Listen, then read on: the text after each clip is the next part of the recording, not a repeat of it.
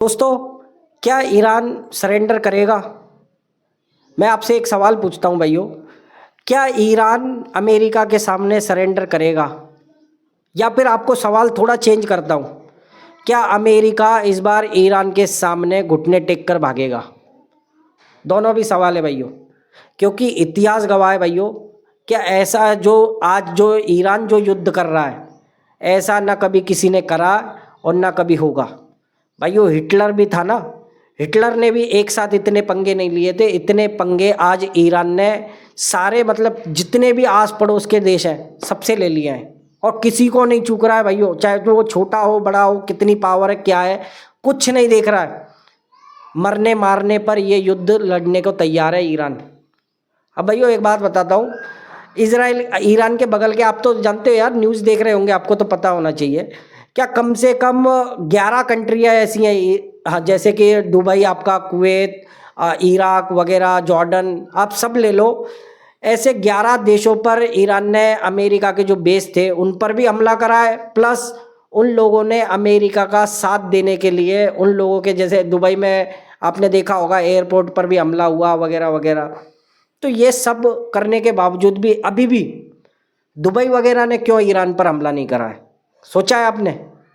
भाइयों, इनकी औकात नहीं है ईरान के सामने लड़ने की, हकीकत है और ये सच्चाई है। क्योंकि आज तक ना तो दुबई दुबई जो था ना, एक व्यापारी देश था, एक टूरिज्म देश है, यानी कि वो अपने यहाँ टूरिज्म और जो ऑयल बेचकर, उसे युद्ध वुद्ध से कोई लेना देना होता नहीं है, और इसीलिए दुबई अब पलट के वार कर ही नहीं सकता, उसके पास इतना सक्षम है ही नहीं, और ना कुवैत है ना ये है भाइयों। पर आपको एक बात बताऊं, अमेरिका ने पहले ही दिन, अमेरिका कह लो या इजराइल कह लो, पहले ही दिन अटैक कर कर ईरान ईरान की टॉप लीडरशिप, यानी कि आप कह सकते हो कि ईरान के जो खामनेई थे, जो सुप्रीम लीडर थे, ईरान को पूरा ईरान उनसे चलता था, उनको ख़त्म कर दिया। उसके बाद में एयर चीफ, नेवी चीफ, सारे बड़े बड़े जो कमांडो वगैरह थे सारे मार गिराए, और जो भी नया नया बनता आ रहा है अमेरिका उनको भी मारता जा रहा है। फिर भी ईरान अभी तक सरेंडर क्यों नहीं करा है? भाइयों एक बात बताऊं, ईरान की सेना के अंदर अब मेंटलिटी आ गई है। दोस्तों उदाहरण देता हूं मैं आपको, आप समझोगे। आपको पता है द्वितीय महाविश्व युद्ध में सबसे आखिर में जो कंट्री थी जिसने सरेंडर करा था वो था जापान, और जापान ने तब तक सरेंडर नहीं किया था जब तक उसके ऊपर दूसरा, पहला भी नहीं दूसरा न्यूक्लियर अटैक नहीं हुआ, तब तक जापान ने सरेंडर नहीं करा था।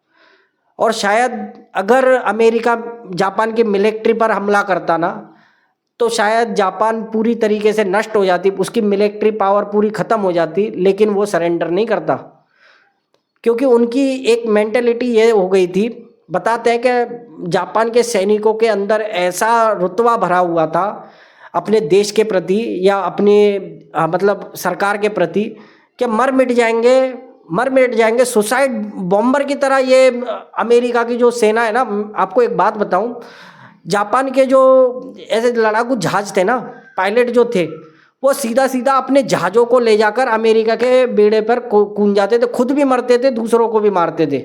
इस तरीक़ा की मेंटेलिटी थी उनके सैनिकों का, जो मनोबल था ना वो इस लेवल का था। लेकिन वो झुके क्यों? क्योंकि अमेरिका ने जो दूसरा परमाणु अटैक करा, उनके यहाँ के लोग मरे, टॉप लीडरशिप यानी कि उनकी सरकार वगैरह उस समय की, उसको समझ में आ गया कि हम अब इससे आगे नहीं लड़ सकते, तब आ रहे।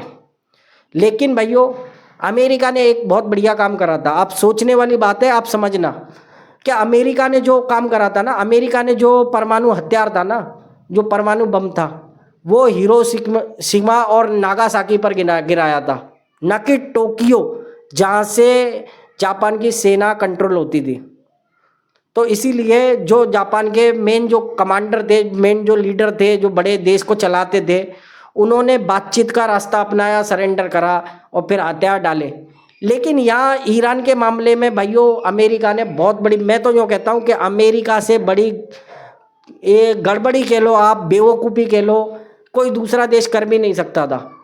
अमेरिका ने क्या करा है कि जब भी शुरुआत करी उसने खामेनेई से लेके टॉप कमांडर वगैरह सब कुछ मार दिए। अब बचा जो ईरान की सेना है, अब ये मरने मिटने पर तैयार है भाइयों। और जिस तरीके का खामेनेई के खिलाफ आज लोग सड़कों पर आ रहे हैं, ईरान के अंदर क्या पूरे दुनिया के अंदर, हमारे यहाँ भारत में तक का जम्मू या मतलब कश्मीर या लखनऊ वगैरह में प्रदर्शन हुए हैं। तो आज ये जो सेना का जो मनोबल है, ये मरने मारने पे तैयार है। ये जो कह रहे हैं या तो हम खुद डूबेंगे या फिर तुम्हें ले डूबेंगे। तो इसीलिए अब इन्होंने, जो अमेरिका ने सबसे बड़ी भूल करी है ना, वो ये करी है कि इन्होंने इनकी टॉप लीडरशिप पूरी तरीके से ख़त्म नहीं करनी थी।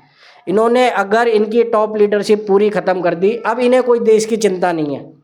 अब चाहे इनका देश राख बन जाए ईरान, और चाहे कुछ भी हो जाए, अब ये सरेंडर नहीं कर रहे।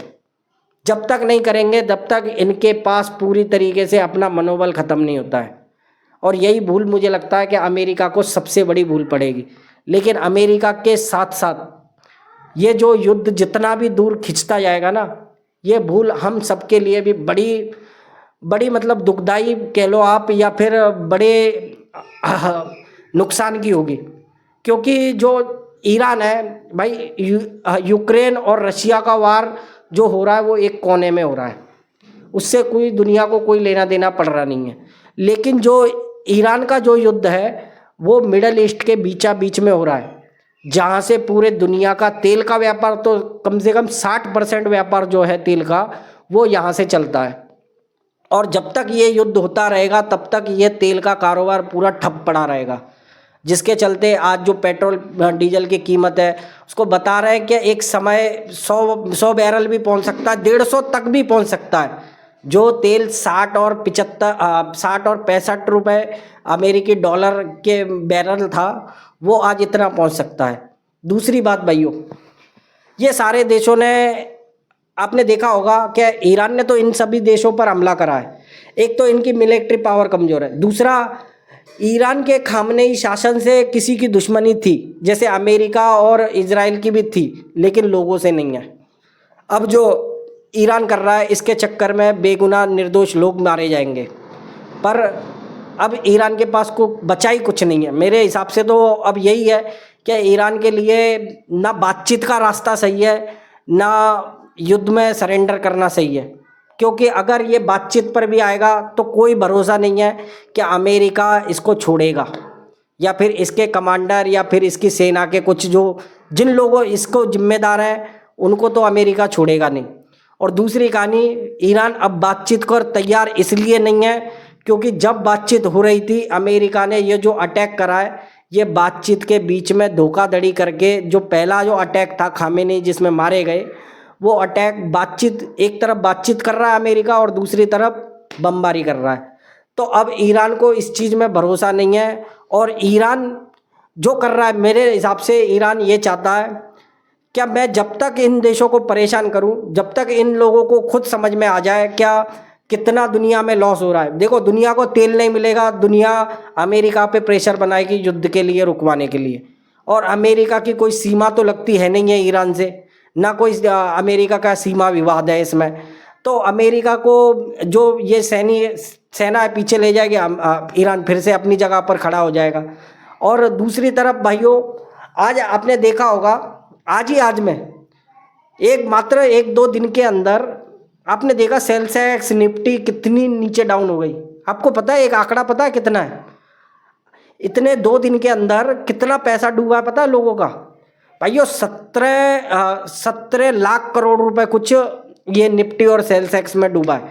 लोगों ने अपने पैसे सेव कर लिए, क्योंकि पैनिक सिचुएशन जब होता है तब लोग अपने पैसे को निकाल लेते हैं कि भाई कब क्या हो जाए। और सच में कह सकते हो आप क्या, अब एक बात तो आपको तय और समझनी पड़ेगी भाइयों, कभी भी किसी देश का आजकल कोई भरोसा नहीं है। कोई ना तो युद्ध की रणनीति से चलता है, ना कोई किसी की बात मानता है, सब अपना फायदा देखते हैं। आज आपने देखा होगा रूस और चाइना कितना वॉर एक्सरसाइज तक ईरान के साथ कर रहा था। जब साथ देने की बारी आई तो ना चाइना आया है और ना रूस आया है इसके साथ में। तो पहली बात तो यह है कि कोई किसी को बचा नहीं सकता। दूसरी बात, ईरान आज इस कंडीशन में इसलिए है कि ईरान के पास परमाणु हथियार नहीं था। और ये जो हमारा पड़ोसी पोरकी भिखारी पाकिस्तान है, ये आज इसीलिए बचा रहता है भारत से क्योंकि इसके पास कम से कम परमाणु हथियार तो है, ये बात तो माननी पड़ेगी आपको। और ईरान, ये जंग भी इसीलिए आज अमेरिका से ये जंग लड़नी पड़ रही है ना ईरान को, ये भी इसीलिए है क्योंकि ईरान परमाणु हथियार बनाना चाहता था और अमेरिका नहीं चाहता था कि ईरान अब इससे ज़्यादा कुछ ताकतवर बन जाए। क्योंकि अब यार अपनी पर्सनल बात है, अमेरिका को पता है अगर ये परमाणु हथियार बना लेगा तो एक और दुश्मन हो गया मेरे लिए। इजराइल को पता है कि ये अगर हम आज ऐसे लेबनान या गाजा वगैरह पे कुछ भी कर दिया है, कल को हम नहीं कर सकते इसके पास परमाणु हथियार हुआ तो।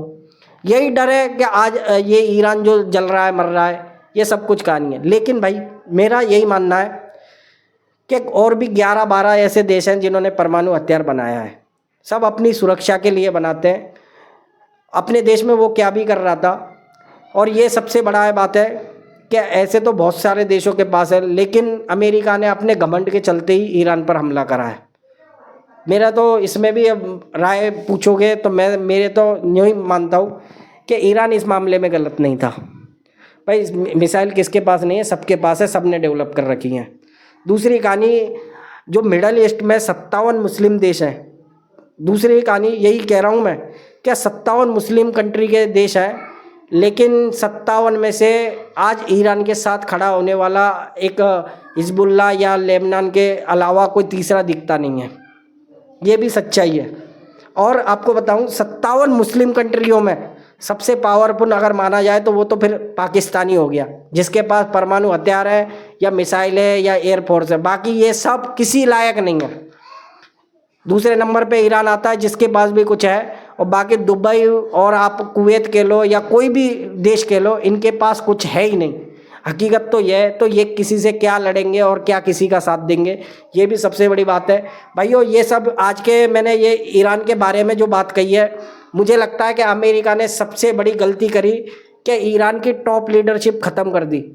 अब ये बेलगाम घोड़े की तरह हो गया है, ईरान मरेगा या मारेगा, और वही काम हो रहा है। मुझे लगता है कि अमेरिका के लिए बहुत मुश्किल रहेगा, भले ही ईरान को कैसे भी झुका ले, ईरान राख बन जाए, लेकिन ईरान का जो युद्ध है ये अभी बहुत लंबे समय तक चलेगा। बस भाइयों यही था। जय हिंद भाइयों। आपको वीडियो अच्छी लगे तो लाइक करना, और आप खुद बताना भाइयों कि आप किसकी साइड में हो। मैं साइड की भी नहीं कह रहा हूँ, सही और गलत कौन कौन है आप इतना तो समझ सकते हो, मुझे कमेंट करके ज़रूर बताना। बाकी जय हिंद भाइयों, नमस्कार।